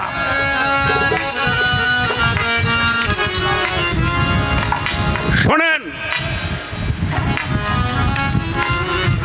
ওয়ালা তাকুলুলি মাইয়াবতালু ফি সাবিলিল্লাহি আমওয়াতান বাল আহাইয়ান ওয়ালা কিল্লাহি তাশহুরুন সূরা বাকারা 154 নম্বর আয়াত যারা আমার রাস্তায় কুরবানি হয়ে গেল শহীদ হয়ে গেল ফানা হয়ে গেল বিলীন হয়ে গেল তাদেরকে তোমরা মৃত ভাবিও না এই যারা মরে না তাদের জন্য আবার দোয়া কিসের শোনো খুব খেয়াল করবা আমার কথাটা বুঝতে পারছেন হ্যাঁ কিছু মানুষ শাহজালাল বাবার মাজারে যাই দেখছি হ্যাঁ যাই 3 বার ফাতিহা পড়ে ফাতিহা করে সূরা ফাতিহা 3 বার সূরা ইখলাস 5 বার দরুদ শরীফ 11 বার পড়ে আল্লাহ এই রূহের উপরে বকশিশ দিলাম আল্লাহ তুমি ওনারে জান্নাত নসিব কইরো। কত বড় বুকার বুকা না হইলে, হ্যাঁ? উহাবিগের কিতাব, উহাবিগো রশিদ আহমদ গঙ্গোহী সাহেব তার ফাতোয়ায় রশিদিয়ার মধ্যে লেখছে আল্লাহর রসুল রহমাতাল লিল আলামিন, আল্লাহর ওলিরাও রহমাতাল লিল আলামিন। ওখানেও রহমত পাওয়া যায়, আল্লাহর ওলির কাছে গেলেও রহমত পাওয়া যায়। আচ্ছা, নফসের মরণ আছে, এটার মরণ হবে, কিন্তু যে গান গায় ওটার মরণ নেই। তাহলে কার জন্য কি করেন? শোনেন, আর একটা কথা কয়ে থুয়ে যাই। এই ছোট বাজায়, এই যে আমরা সালাম দেই না, এই সালামের কিন্তু ভাগ আছে। সালামের কয়টা ভাগ আছে? 3টা ভাগ আছে। বাবা ছেলেকে সালাম দিবে, কেন দিবে? আল্লাহ তোমার উপর রহমত বর্ষিত করুক, অর্থাৎ তার শান্তি, বাবা ছেলের জন্য শান্তি কামনা করবে। আর বাবাকে সন্তান সালাম দিবে সম্মানের জন্য। কথাটা বোঝা গেছে?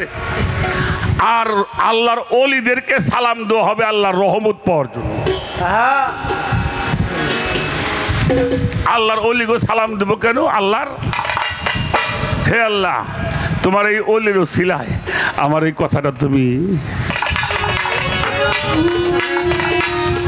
কবুল করো। কাজেই যারা মরে না তাদের কোনো মাগফিরাত নাই। আল্লাহ কইছে সাবধান, তাদেরকে মৃত ভাবিও না। মানে মরা বলবা আগের পাশে, মৃত ভাবিও না, ভাবিও না।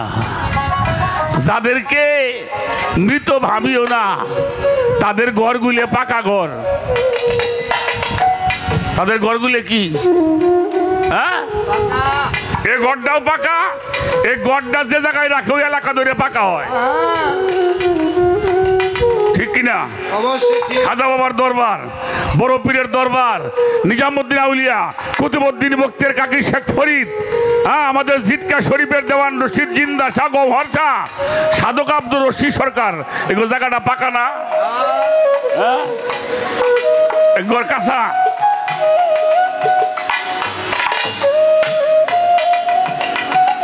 আমার কথাটা বুঝছেন? হ্যাঁ, এবার আসেন, এই মানুষের দেহের মধ্যে নফস কয়টা? নফসে আম্মারা, নফসে লাওয়ামা, মুলহেমা, মুতমাইন্না, নফসে রহমানি। এই 5টা নফস মানুষের মধ্যে আছে, 5টা হালিয়াত মানুষের মধ্যে আছে।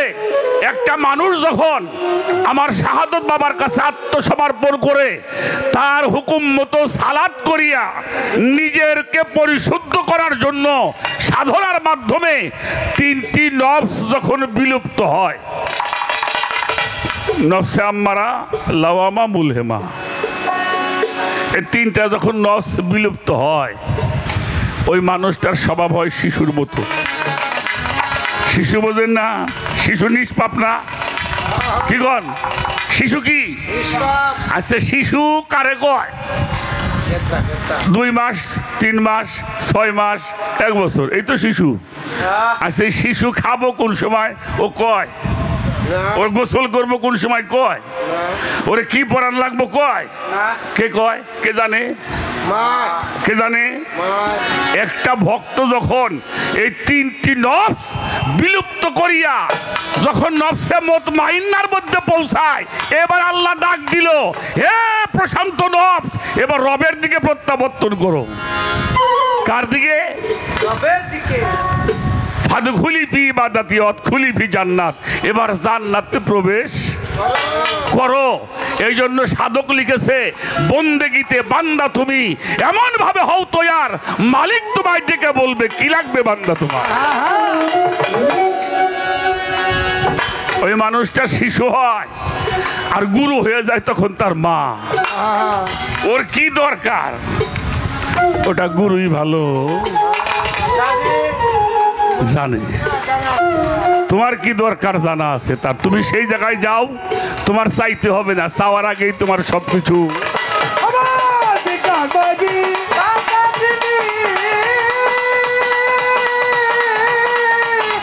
আমরা ও বলো বিকাশ বাজি দাদা তুমি একটা রূপে এই, খবর মেরি যে আলো রে পাগল আমরা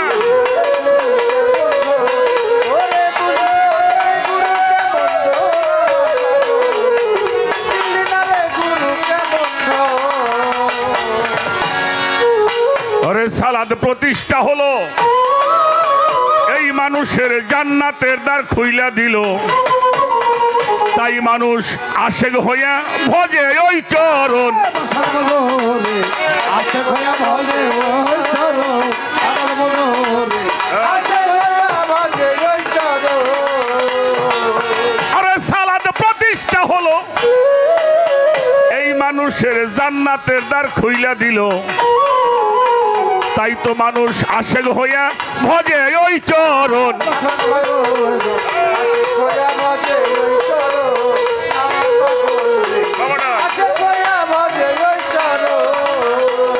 আরে মাওলা ইয়াত জারি হইল,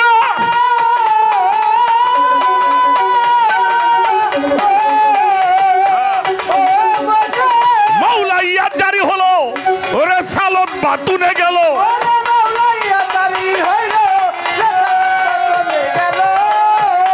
মাওলা ইয়াত জারি হইল, ওরে সালত বাতুনেই গেল।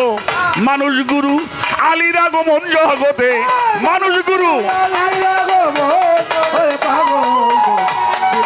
গুরু কেমন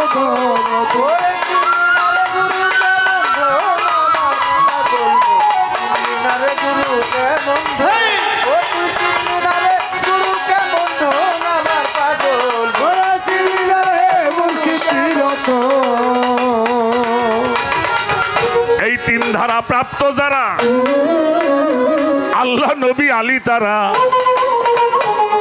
তোমার গুরু হলো তাদেরও একজন।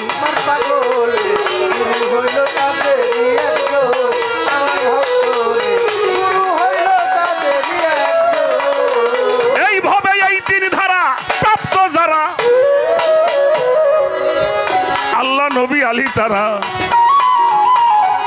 আমার শাহাদত চান তাদেরও একজন।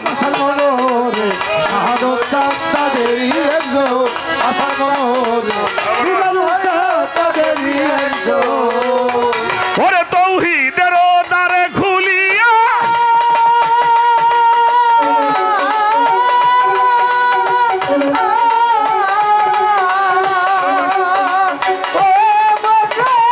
তৌহিদের দ্বার খুলিয়া রশিদ বলে দেখ না চাইয়া,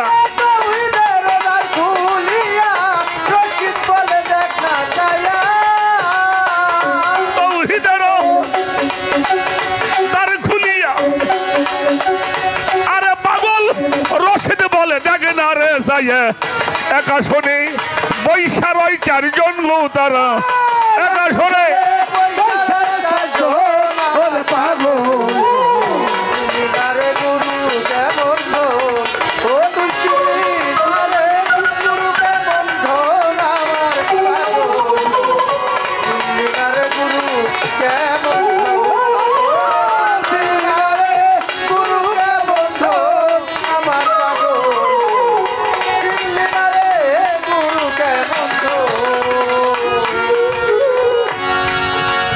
বাবা। সিঙ্গারের মাটিতে গান গাওয়া বড় কঠিন একটা বিষয়, ভয় করি শান্তিও পাই। যে আলোচনা না বুঝলে ঝামেলা আছে বাবা, না বুঝলে খুব ঝামেলা। সূর্যের দিকে কোনো মানুষ, এই যে বর্তমান যে রোদের তাপ, কতক্ষণ তাকায় থাকতে পারবেন? আস্তে আস্তে আস্তে কতক্ষণ পারবেন বাজান? থাকছে কেউ পারে যদি সূর্যের আলো তার মধ্যে থাকে। আচ্ছা, ওটা তো অন্য বিষয়। আপনি পারবেন সারাদিন, আমি কয়ে দিই, হয়তো 2 ঘন্টা পারছে, আপনি সারাদিনই পারবেন। বাড়ি কাঁসার থাল আছে, এই তো বুঝে এলাইছাও।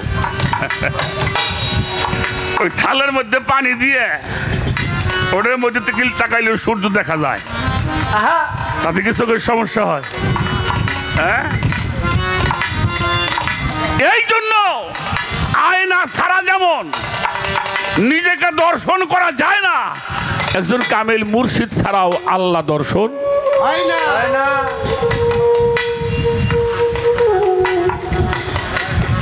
ছোট রাশেদা সরকার গুরুর সঙ্গে যে যেমন সম্পর্ক করছে, গুরু তার সঙ্গে সেই সম্পর্ক আচরণ করে।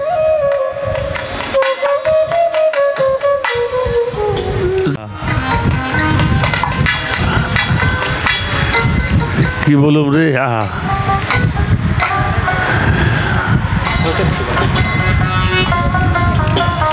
আর বেশি বলার কিছু প্রয়োজন মনে করি না। তারপরেও আমাদের কাছের একটা ঘটনা বলি। আমাদের আস্তে আস্তে যশোর ডিস্ট্রিক্ট ছিল আগে, এখন ঝিনাইদহ ডিস্ট্রিক্ট। ঘটনাটা মাঝে মাঝে বলি। একটা গ্রামে 2 জন সাধকের জন্ম হলো, একজন দরবেশ লালন শাহ ফকির আর একজন দরবেশ পাঞ্জু শাহ ফকির। হরিশপুর গ্রাম, ছোট। তাই আমি যার কথা বলছি উনি হলেন দরবেশ পাঞ্জু শাহ ফকির। আজকে থেকে 200 কয়েক বছর হলো। তখন যশোর ডিস্ট্রিক্টের মধ্যে এত বড় শিক্ষিত মানুষ যশোরে ছিল না। খন্দকার বংশের ছেলে পাঞ্জু শাহ, কিন্তু খন্দকার বংশের ছেলে। ওনার গুরু হলো হেজরাতুল্লাহ শাহ, ডাক নাম ছিল হিরুচাঁদ।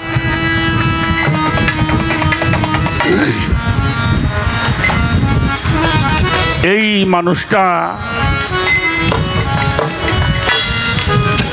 তাদের ছেলেপিলেরা কিন্তু এখনো উচ্চ শিক্ষিত সবাই। এই পাঞ্জু শাহ মারা যাবার আগে গ্রামের মান্যগণ্য যারা আত্মীয় স্বজন, মান্যগণ্য সবাইকে ডেকে একটা কথা বলছিল।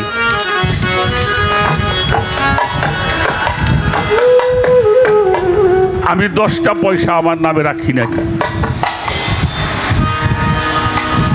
আমাদের লালন শাহ পাঞ্জু শাহ ঘরে যখন একটা মানুষকে খেরকা পরানো হয়, মাতবার সাহেব, আপনি 10,000 কোটি টাকার মালিক, 10টা পায়ে আপনার নামে থাকলে খেরকা পরানো হবে না। 10,000 কোটি টাকার মালিক আপনি, নিজের নামে 10 পাই থাকতে ওই খেরকাটা, ওই মরার বসনটা পড়তে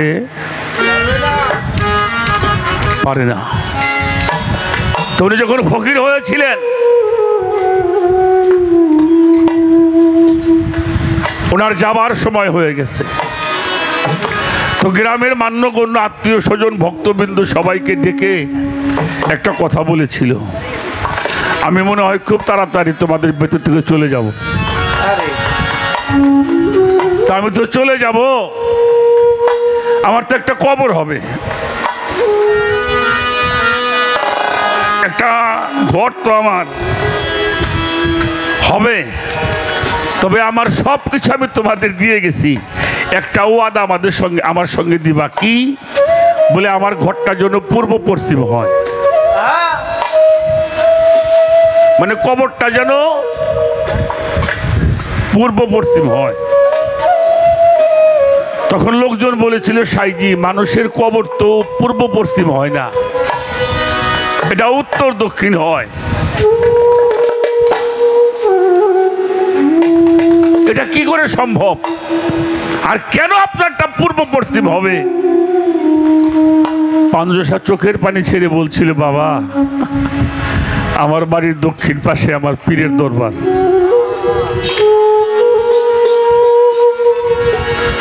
পীরের বাড়ির পাও দিকে কেউ পাও দিয়ে ঘুমান? আপনারা মাতবার সব ঘুমান? পীরের বাড়ির দিক পায়খানা প্রস্রাবে মানুষ বসে না। তা আমার পাওটা যদি দক্ষিণ দিকে যায় তাহলে তো কাবার দিকে পাও যাবে। গুরু কাবা না? গুরু কাবারও কাবা। অতএব এই জন্য আমার কবরটা তোমরা পূর্ব পশ্চিম করবা, কথা দাও। সবাই বলছিল ঠিক আছে, আমরা আপনার কবরটা পূর্ব পশ্চিম করেই দিব। কয়েকদিন পরেই পাঞ্জুসা দুনিয়া ছেড়ে গেলেন। মানুষ তার কবর কাটতে শুরু করলেন, পূর্ব পশ্চিম করে কাটবে, কিন্তু সমাজের বাধায় আর সেটা করা, ওটা করতে গেলে ওখানে রক্তের বন্যা বয়ে যায়। দায় থেকে তার কবরটা উত্তর দক্ষিণ করেই করা হলো।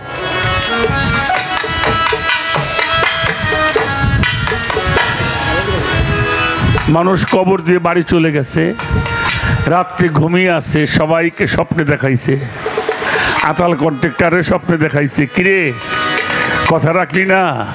হজমাতবার কে বললো, কি মাতবার কথা রাখলে না? আমাকে প্যানেল চেয়ারম্যান সামনে করলো, তুমিও তো কথাটা রাখলে না।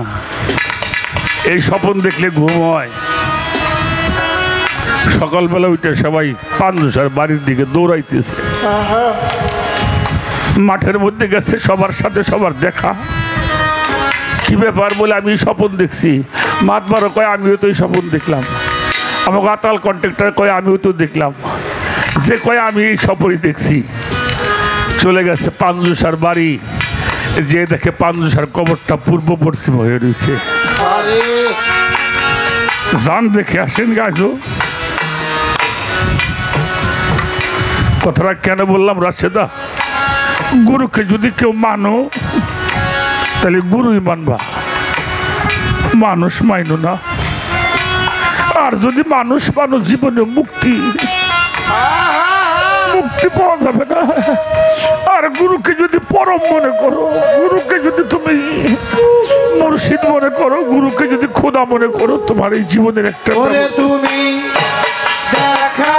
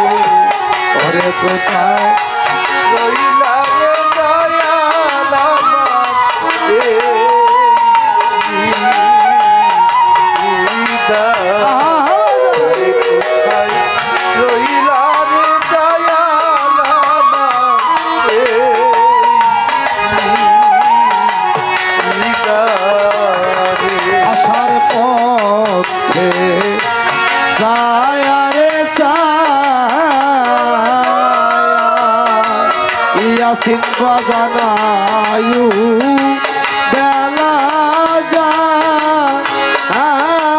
ডুবি ইয়ারে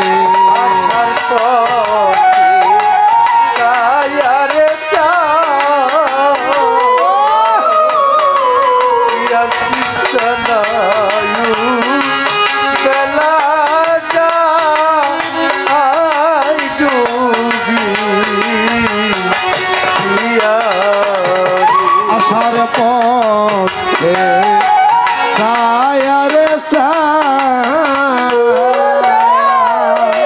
শব্দুল বাজানায়ু বেলা যায় ডুবি ওরে তুমি আইলা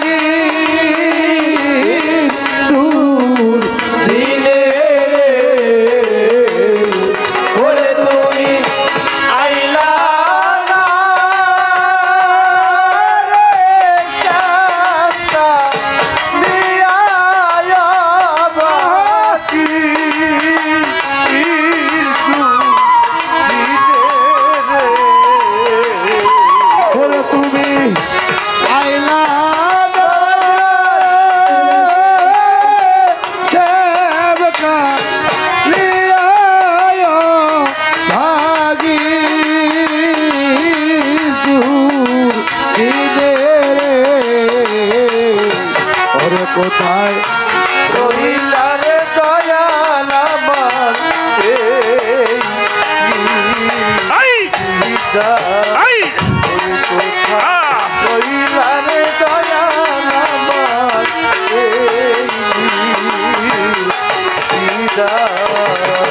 গরিব কোথায় রে যাব বাঁধ কোথায় যাইয়া তো ও মায় পাবো রে করিব কোথায় রে যাব কোথায় যাইয়া তো ও মারে পাবো রে আমি গরিব কোথায় রে যাব রশিদ চাঁদ কোথায় যাইয়া তো ও মায় পাবো ওরে তোমার আবু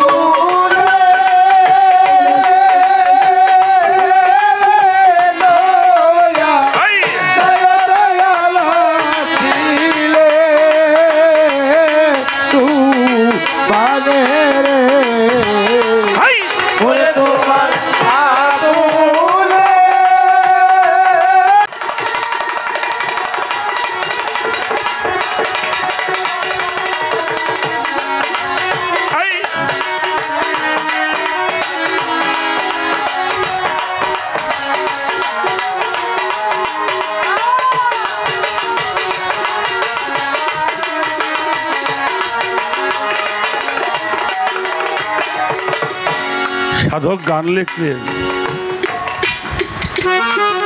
ঘুমাইলেই পড়বি ফেরে হারাবি মূল 16 আনা থাকো মন সচেতনে জ্ঞান নয়নে খবরদার ঘুম পাইবে না তুমি সদাই থাকো এই যে সচেতন রে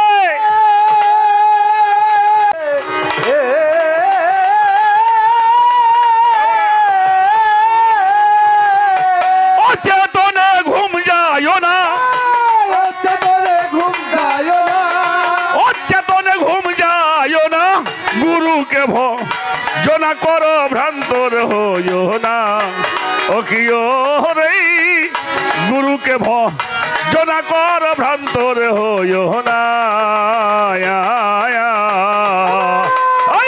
সদাই থাকো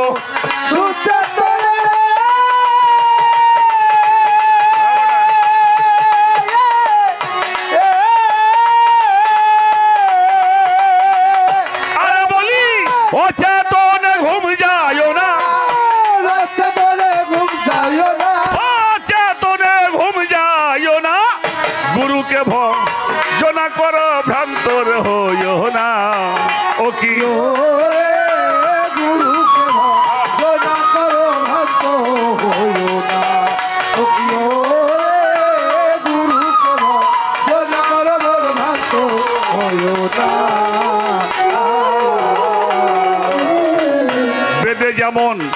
পাখি ধরতে যাই নয়ন তার ঊর্ধ্বরে প্রাণের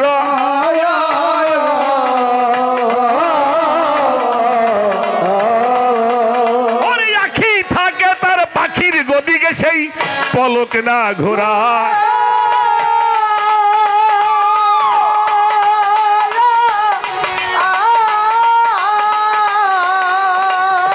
বেদেই যেমন পাখি ধরতে যাই নয়ন তার ঊর্ধ্বরে প্রাণে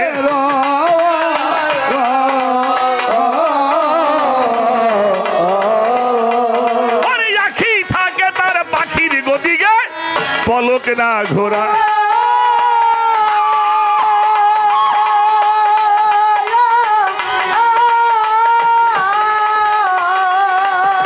ঘুরলে আখি উড়বে পাখি রে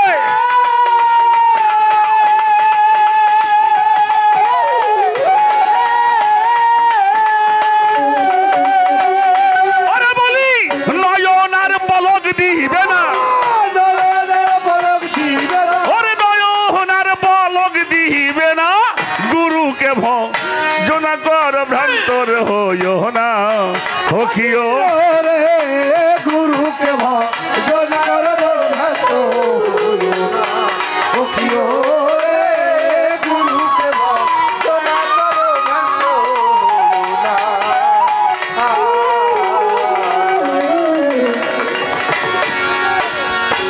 নারিকলেতে জলেরই সঞ্চার ওই বিধির আশাই কি বা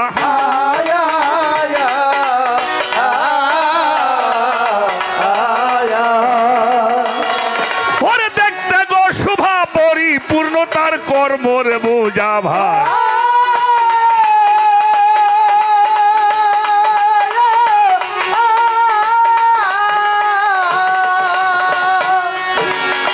নারিকেলেতে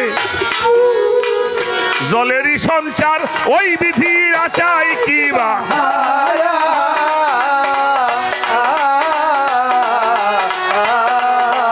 ওরে দেখতে গো শুভা পরিপূর্ণতার কর্মরে বোঝা ভাই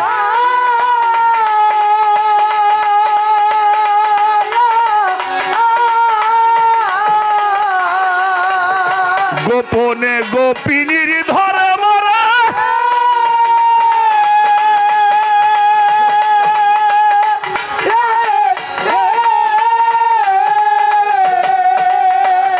আরে পাগল ভেদে জানে তার রসিক জনা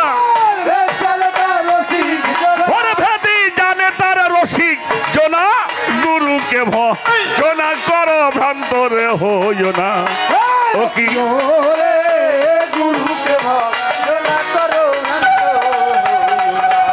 ওকিও রে গুরুকে ভজন কর ভক্ত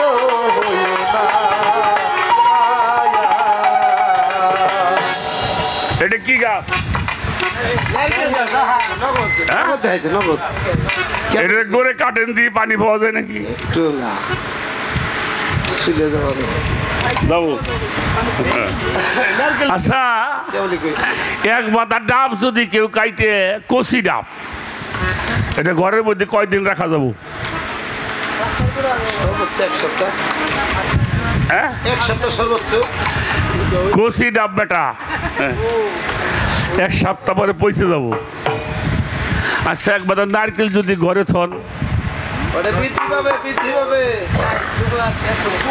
কতদিন বৃদ্ধি পাবে 6 মাস আবার 6 মাস পরে আমার ওর মধ্যে আবার গাছ উৎপাদন হ্যাঁ গাছে হাজার হাজার নারকেল ডাব ধরবে নারকেল ধরে এই যে আশাটা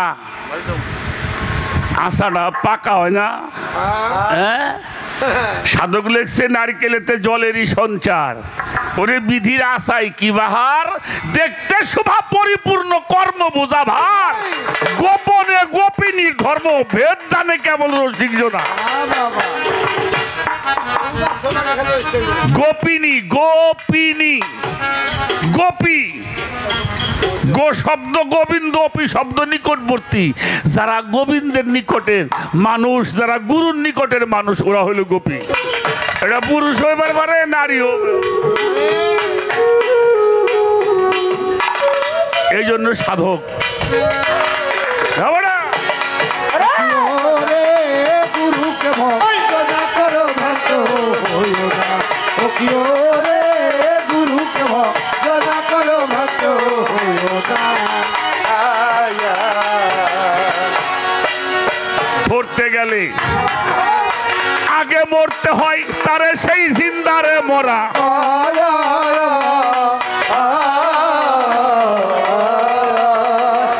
আরে পাগল আদি কোঠরি নয় দহরজার খবর জানতে হয়।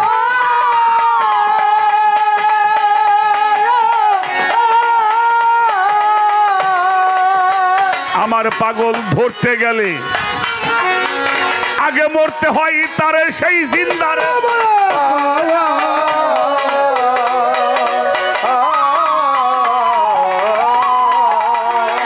ওই যে আদি কোঠরি নয় দহরজার খবর নিতে হয়।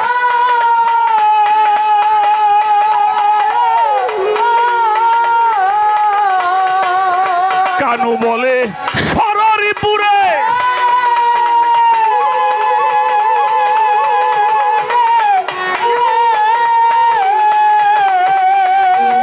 ওরে বন্ধনা করলে তাও হবে না,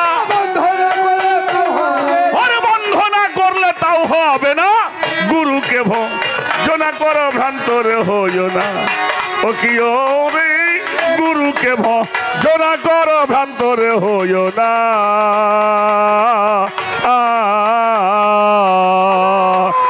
সদাই